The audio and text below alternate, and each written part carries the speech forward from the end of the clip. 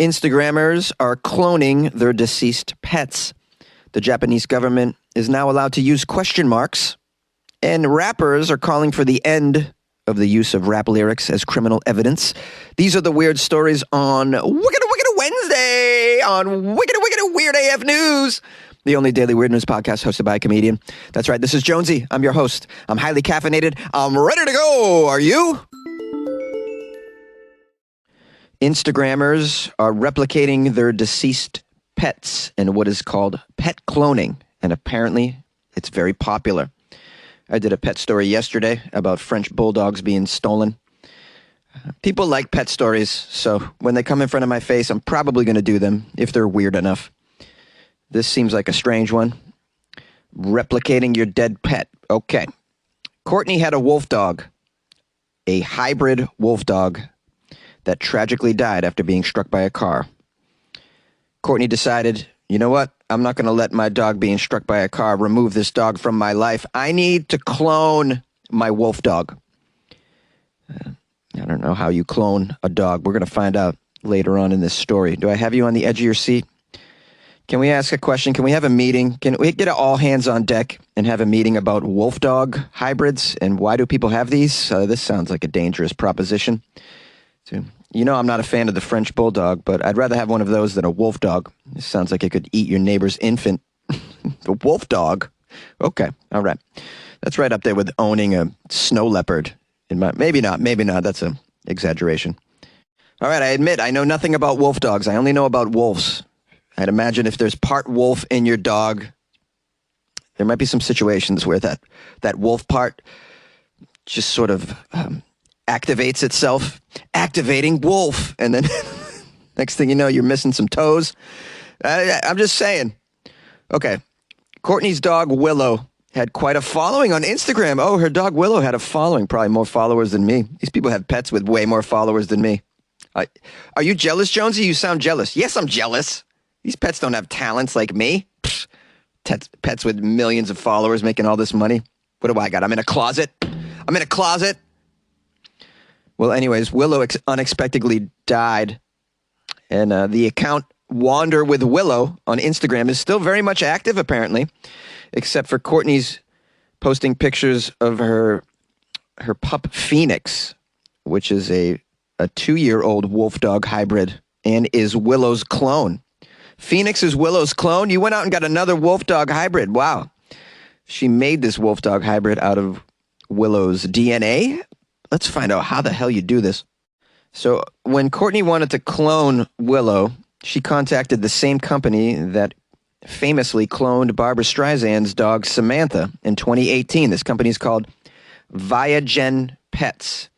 It's a Texas-based organization launched in 2016, and it utilizes the original pet's cells to create an embryo, which is then transferred to a surrogate mother. Oh my goodness, what does this cost? Holy crap. Courtney ended up with Phoenix, as well as an additional 5 identical puppies that she then gifted to her friends. Whoa. She cloned this dog 5 times? Now, first of all, how do you know that it's an actual clone of your previous dog and not just like, all these litters kind of look the same. They all look like the previous generation, right? How do you know that? Well, I guess I'll never know. It says currently Viagen Pets is able to clone dogs for $50,000 and cats for $35,000. Did this woman pay $50,000 times 5 for all those pups? I'm wondering, how rich is this lady? She's making all that money off the dog Instagram account. Because apparently if you just post photos of a pet and videos of a pet, this shows that you're a talented person and very creative, and people reward you with ad dollars. I don't understand it myself, but it's a thing. It's a thing. You can clone a horse, in case you're wondering. Jonesy, can you clone a horse? Yes, you can. I'm glad you asked. And that's $45,000. Jonesy, can you clone a llama or an emu? I'm not sure. It doesn't say. They have a website, though. Perhaps I should check on there and see what other options we have.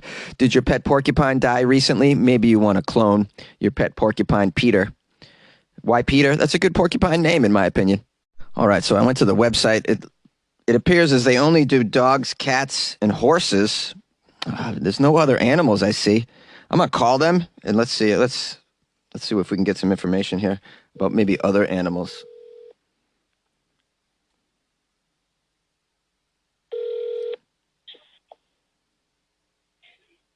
Thanks for calling Viagen Hudson Equine. This is Cody.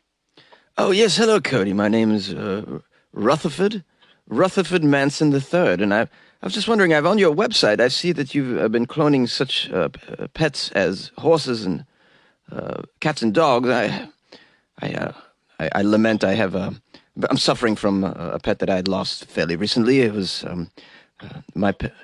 It was my pet hermit crab, Harold, and I don't know if you guys do crustaceans of any sort. I don't know. Is a hermit crab a crustacean? I'm not really sure of the category, but I was just wondering if you guys would work with me on this. I really miss Harold. I would like to have him cloned. It's a very small pink hermit crab. It means a great deal to me and my children. I'm sorry, we only work with cats, dogs, and horses currently. Oh, I see. Only cats, dogs, only animals with fur only, it seems. Okay. Well, there are hairless cats as well, I suppose. Well, maybe you'd be interested in sort of experimenting with this getting into, sea life as well, starting with Harold. I'd be willing to, pay you extra if you'd experiment with this. I mean, you must have some sort of technology that you're developing for other pets to be cloned. I'd imagine it seems to be popular these days. We are quite busy, but we do only work with non-primate mammals. Only non-primates. Oh, I see. Okay, well, if you happen to be thinking of getting into other areas like crabs or sea life of any sort, we lost a goldfish last year. My son was very broken up about it as well. I mean, I'd be interested in talking to you about that. Please, I'd love to hear from you again. I'm gonna leave you my phone number and we're back. Okay, that was very revealing. According to the website, the cloning process is fairly expensive due to the state-of-the-art housing, nutritious diets, and expert veterinary care that the cloned puppies and kittens are provided. While the idea behind cloning a deceased pet sounds like something out of a sci-fi novel, the technology isn't actually all that new. The first ever clone dog, Snuppy, was born in 2005. They used stem cells from Snuppy. They created 4 dogs from Snuppy in 2017, as a matter of fact. And while many people still share a concern that cloning animals could affect their health, this company claims that cloned animals are no more susceptible to health issues than non-cloned animals. And more people are cloning their beloved pets. This company hopes that the process will become more accessible and normalized in society. Or you could just go and just buy another dog, like whatever. You could do that. You don't have to spend tens of thousands of dollars. I mean, the idea that you would want the same... What do you think is going on here? Okay, whatever. People want what they want. All right, I get it. It makes no sense to me. It just like... Let me ask you this. Would you clone a pizza? Like, would you go through all that trouble and spend $500 on a pizza that was cloned from the previous pizza you had? No, you just go to the same pizza place. All pizza's pretty good, right? So if you go and get the same breed of dog that you previously had, chances are it's going to be fine. It's going to be great. You're going to love... Okay, maybe not. I don't know. I thought that was an appropriate analogy. Maybe you disagree. You can call me 646-450-2012. The Japanese government is now allowed to use question marks and exclamation points. The Japanese government has something called the Kuyuban Sakusei no Yoryu, or the Guidelines for Official Writing Composition. It's basically a set of writing protocols for government documents and public notices, and this hasn't been updated in a very long time. The last time they overhauled it was in 1952, when documents were first allowed officially to be written horizontally instead of the more classical vertical orientation of Japanese text. So that must have been a big change already. People are used to reading vertically. The government's like, you know what? We're going to print out some documents. We're going horizontal. We're going to go crazy here. We're going to be like the West and go horizontal. That must have been confusing for some people, but they probably got used to it. And after 70 years, the Ministry of Education, Culture, Sports, Science, and Technology has decided to make another change. One of the biggest changes is officially giving Japanese government workers permission to use question marks and exclamation points in these documents as well. Pretty helpful, I'd imagine. Although it's fascinating to learn right now that there's no exclamation points or question marks in the Japanese written language. It's fascinating to me. I like how the Spanish language, by the way, puts a question mark at the front of the sentence as well as the back. I love that because then you know exactly how to begin to deliver that sentence as you're reading it. Have any of you ever read Spanish? Did you take Spanish? I took Spanish in high school, like many of my friends. I just like that question mark at the beginning. It says, up until now, the guidelines made no mention of question marks or exclamation points at all in these Japanese documents, with the implication being that, in principle, neither of these were to be used. That might seem like a major obstacle for written communication, but neither punctuation mark is indigenous to the Japanese language. And so there are other ways to express the concepts. For example, all right, we're learning about the Japanese language. This is cool. When forming questions in Japanese, the syllable ka is tacked on at the end of the sentence. Wow. Okay. Didn't know that. What else do we have here?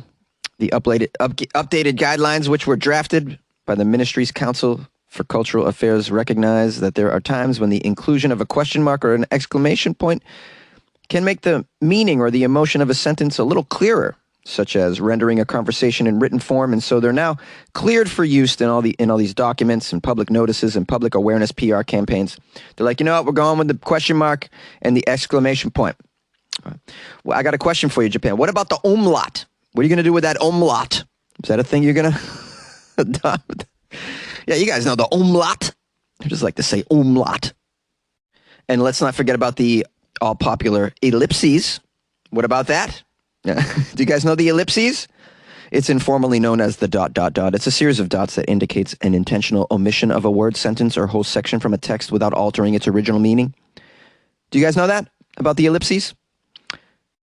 Aren't you glad you're learning today on Weird AF News? I mean, we prank called an animal genetic laboratory as well, so there's a little bit of that in today's episode. But then there's also some learning, some serious stuff.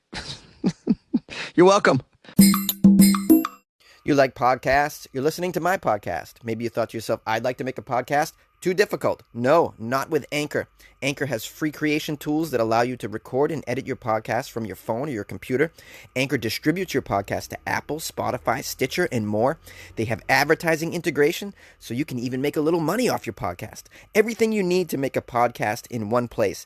Download the free Anchor app or go to anchor.fm to get started. And good luck with your podcast. Good luck with your creation. Good luck with your life, man. Yay! Rappers are fighting to end the use of their rap lyrics as criminal evidence in trials. Jay-Z, Meek Mill, Kelly Rowland, and Killer Mike are among the star names arguing for a change in New York law that would prevent rap lyrics being used as evidence in criminal trials. The vocalists are joined by others like Fat Joe, Yo Gotti, Robin Thicke, and more. They signed a letter urging lawmakers in New York to back this proposed change and uphold what they call freedom of expression. I wouldn't say that this has anything to do with freedom of expression, to be honest with you. You can still express yourself in songs and in novels and paintings. No one's trying to stop that. And if you happen to commit a crime and kill somebody and then you write a song about it, well, I don't see why that can't be admissible. Like if I wrote a joke about, I don't know, poisoning my landlord with lemonade, like a poisonous lemonade beverage.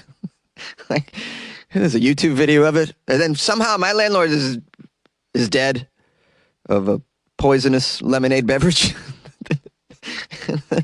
And you have other evidence against me. Why couldn't you use that clip of me doing a joke about it? How is my lawyer going to defend me at that point? No, man, my client just coincidentally wrote a joke about poisoning his landlord with a delicious lemonade beverage. How is that not admissible? Come on, man. I'm an artist and I'm all for freedom of expression and all this stuff. And I'm struggling to get on board with this. I really am. This legislation is called Rap Music on Trial.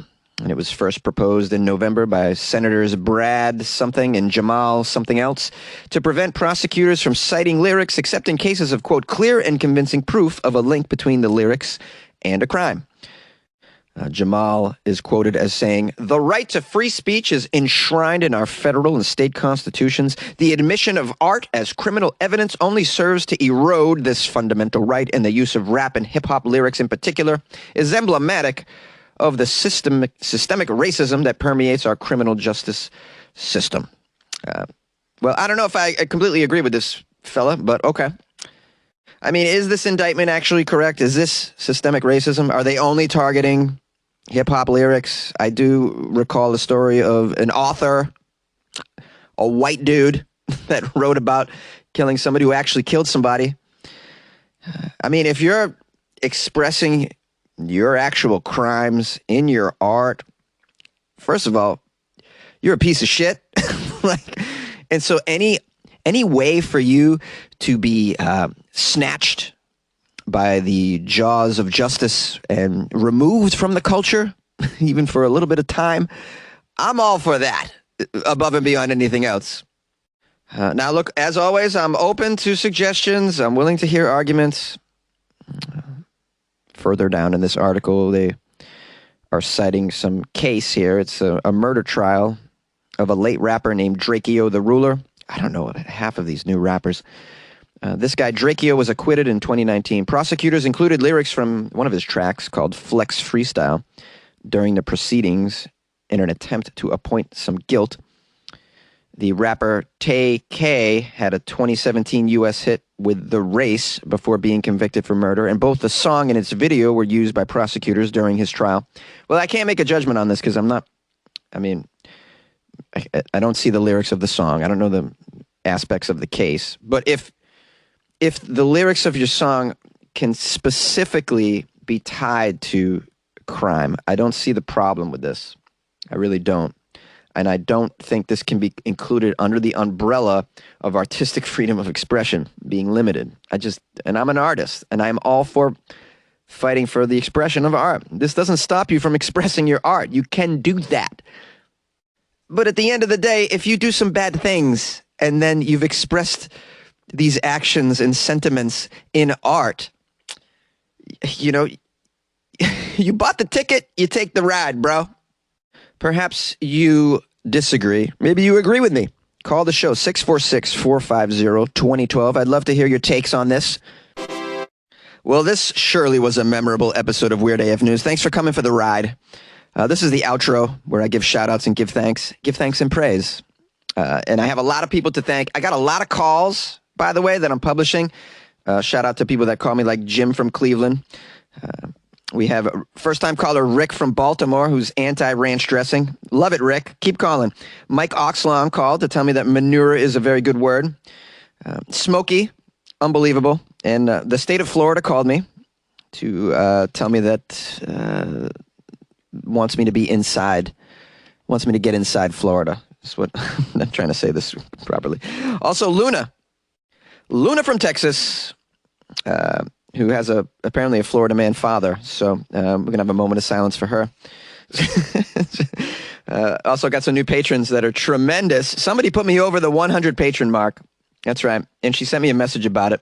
Big shout out to Katrina Jorgensen. Katrina sent me, she was like, Jonesy, you now have 100. Bam. I was like, oh, shit. Yeah, girl. Putting me over 100 patrons. That's tremendous. I was so pleased. Yeah. I've never hit 100 patrons before. This is like a kind of a milestone. All right, guys, we're going to 10. Can we get 10,000 now? Can we get 10,000 patrons? Jonesy can retire. How about that? Oh, this is great, dude. I have 100 patrons. It just reminds me how supportive you guys are, and I'm so grateful. I'm a very, very lucky guy, and that you guys would, support me and what I'm doing here, this silly little podcast that I record in a closet. Who'd have thought? So 100 patrons, and then I got 100 right after it, 101. My 101st patron is Queen Kitty. Super cool name, Queen Kitty. I need to know more about you, Queen Kitty. What are you about? You got a cool photo and a cool name on here, Queen Kitty. Anyways, appreciate you, Queen Kitty, for putting me at 101. It's super. It's been a good day, let's say. Queen Kitty and Katrina, I hope you guys enjoy the extra content in the Patreon. I posted something in there today, as a matter of fact, very important. Jonesy does his annual Q&A with the patrons where you give me a question, and you guys can ask me any question, and then I'm going to make a response video answering all the questions. These videos are usually 20 minutes to a half an hour. I do one every year. So put in your questions. If you guys want to be part of that, join the Patreon by going to patreon.com/weirdafnews. You can do that. Or go to weirdafnews.com and click on the link. Or download the Patreon app and look for Weird AF News. Also, another shout out to Beth Haverkos. I'm guessing she's Greek. Beth Haverkos gave me a shout out on Facebook. She shared my podcast and said, follow Weird AF News. It is fun to listen to. I appreciate that. Anytime anybody shares something on social media, that helps me out a lot because I want to expose people to the podcast as much as possible. And, you know, if you guys could do that for me, that's super appreciative. When you do that, I'm so grateful. I'll give you a little shout out if you share it on Twitter or Facebook or Instagram, wherever. Somebody on YouTube wrote me a nice message. Goth and Dogs wrote, this was a Florida man's story. It's a Florida Friday episode, and their response was, there has to be something in the drinking water native only to Florida. It's either that or too much sun. Thank the myriad of gods that plague this earth that I live in a country where we don't have this problem, apart for maybe a week's worth of sun spread out in the whole month of June. Hope you are well, Jonesy. Respect and regards.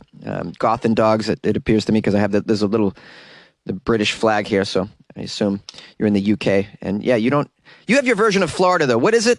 Oh, someone told me. Liverpool? What is your version of Florida? I know there is one. Okay, trucking along. 2 more shout-outs. Connie in Georgia sent me some coffee. Fabulous. It's on deck. It's the next pound I'm going to ground. Hey, the next pound I'm going to ground. That's right. I ground a lot of pounds around here, guys. Hey, insert sexual innuendo. Also, big shout-out to my buddy Nick Mount. Nick sent me some booze over the weekend. It's fabulous.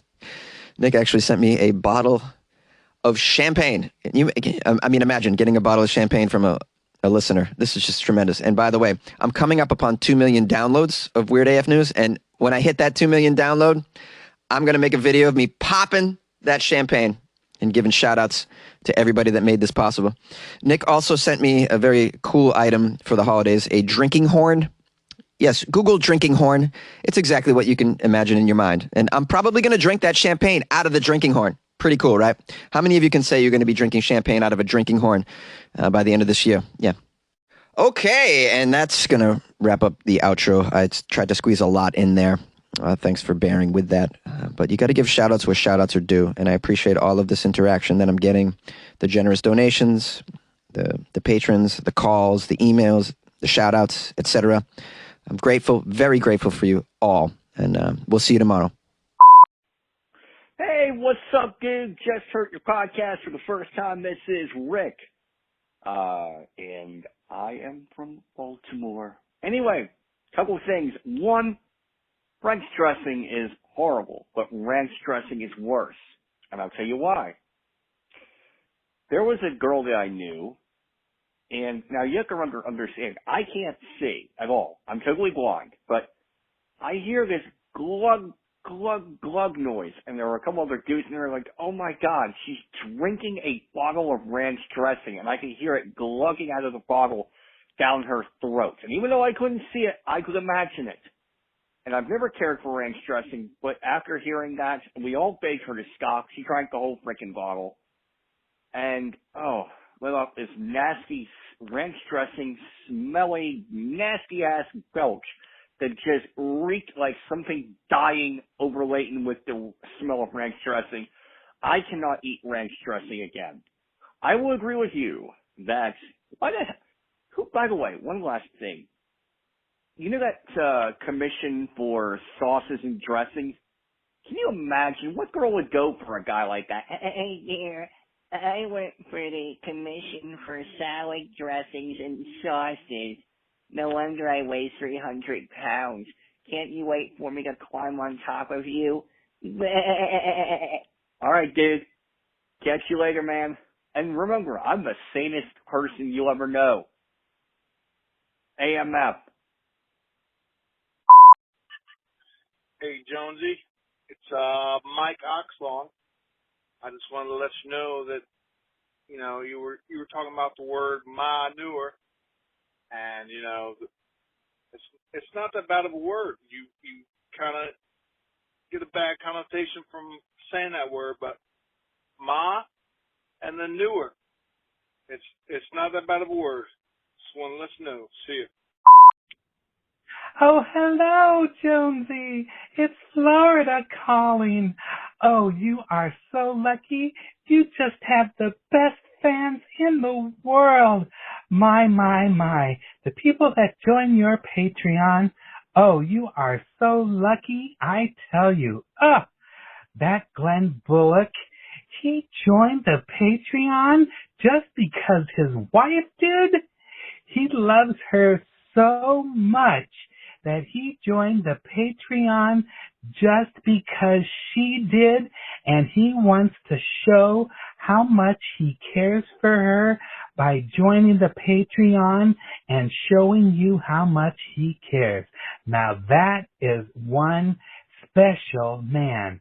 That Becca Bullock is lucky to have that man. Woo! I'm sure he's probably quite the generous lover. Woo! Man, oh man, ladies, wouldn't we all like to have someone like him? Glenn Bullock, you're on my list. Mwah! And that Taylor, wow! I'm sure he's got a giant heart on his sleeve that he wears to show how much he cares about Jonesy. Ooh, I tell you, he must really show his love and compassion because he more than doubled his donation to Jonesy's monthly Patreon. Now that is one special person. That is a true fan that would more than double their donation to the Patreon on a monthly basis.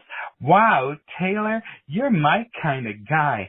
Jonesy, how is it you get such great fans?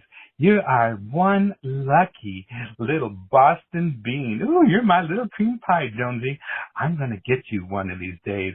You need to come down here and be my little baked bean. Mwah! Jonesy, I love you. One of these days I'm going to get you down here inside of me. That's right inside Florida. Until then, I love you. Bye-bye. Mwah! Jonesy, you rock and roller. Yes, I do like Led Zeppelin. That's my favorite band. That was one of my few bands I wanted to see in my rock and roll days and never got to meet or see Led Zeppelin. However, I did meet John Paul Jones from Led Zeppelin. I mean, I can't brag and say I met Jimmy Page or Robert Plant, but I did get to meet John Paul Jones. So, hey, favorite song by Led Zeppelin? Well, you really can't say a favorite song. You know why? Because all the songs from Led Zeppelin are great. All right, Jones. Have a good day. Love you. Your buddy Jim from Cleveland.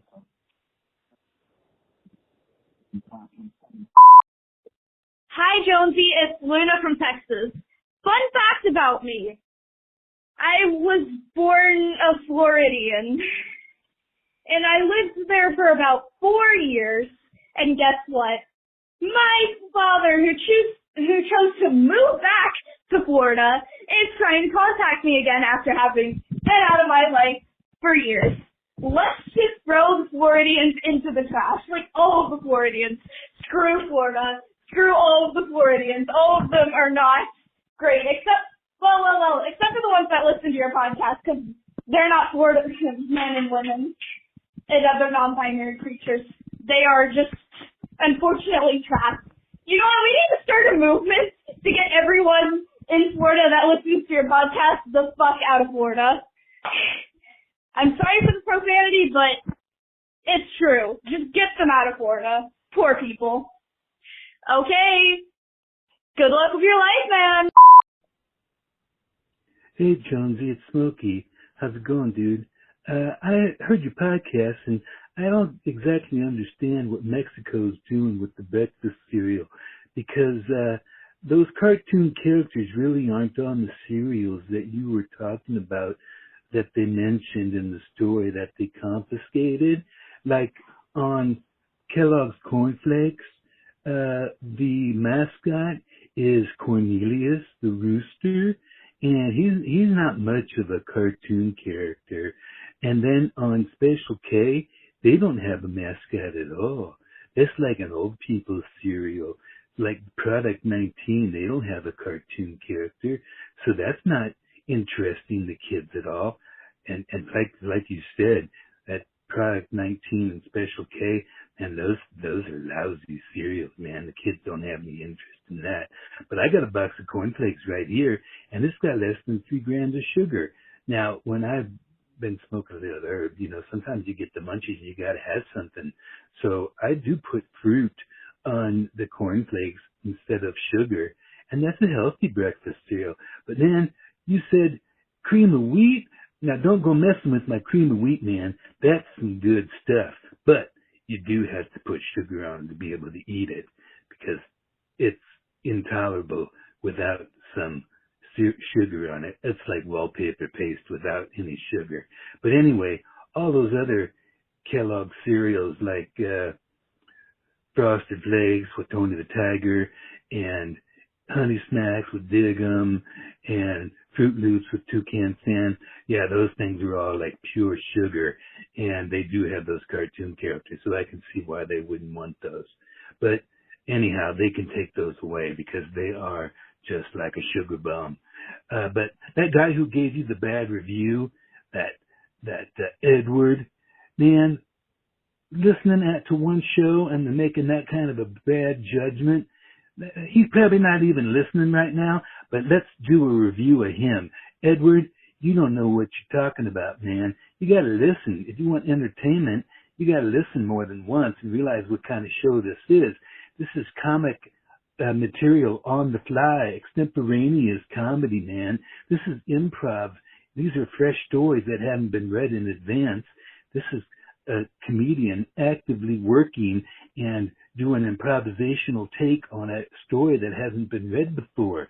So it's fresh take on a news story. So if you don't understand what's going on, man, keep your time to yourself and just go away. Man, you need to be rated. I think you're full of shit. Well,